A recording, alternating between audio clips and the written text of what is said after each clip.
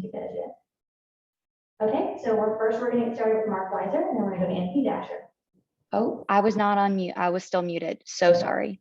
Okay, sorry. We're going to get started. I know I didn't give y'all a warning, but first we're going to start with Mark Weiser, and then we're going to go to Anthony Dasher. Hey, Aaron, how's it going? Good. How you doing? Good, good. Hey, I want to ask you. You played on the kind of the biggest stage in college basketball last year on Gonzaga. When you came here, how much did you want to kind of help get this team, in the direction of being able to make a run for a tournament berth? I'm sorry. Could you repeat that one more time? It's a little low. How do I turn it up? Sorry. Is that on my end or your end? Yeah. All right. We good. I got it. You can hear me now? You got I me? can hear you now. Okay. I was asking, coming from Gonzaga, where obviously you guys played in some big tournament games in March and April. When you came here, how much did you want to, help get this team into, the chance to get to March and have, a tournament run here? That's the ultimate goal. Coming from Gonzaga, that was my first time being in an NCAA tournament as well. And, that feeling of being in that tournament, in that environment, was just unreal. That's something that I definitely want to get back to. And I think that's something that this team deserves to experience, as far as we've come so far this season, just building that chemistry and learning how to play with each other. I think if we do the right things, we can make it back to that point. Hey, Aaron. With Jalen, no longer available for the rest of the year, can you kind of talk about the adjustments now the team has to make up for his loss?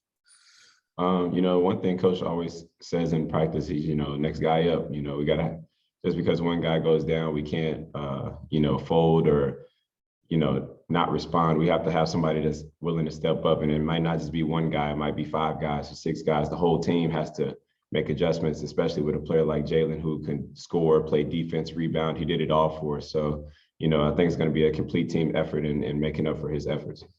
And just a quick follow-up, how much has having the extra days off allowed y'all to maybe get a little more used to playing without him?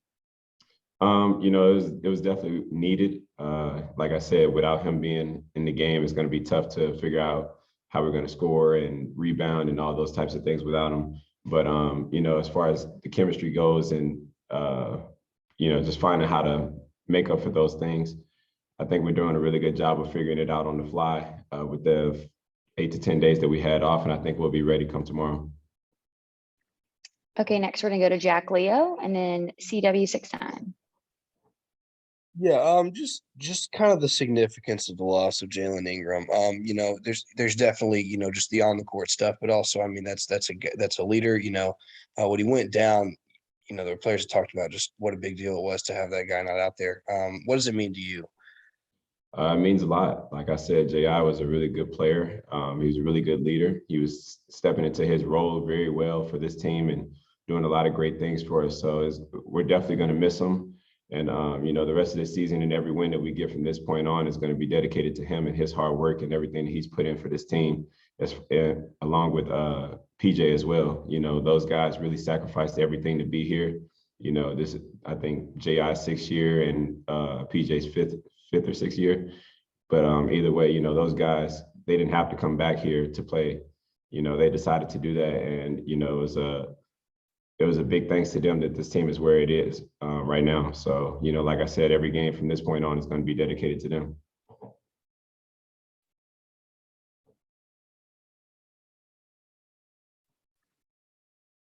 Any more questions? Okay, that's gonna be it. Thanks. Thank you.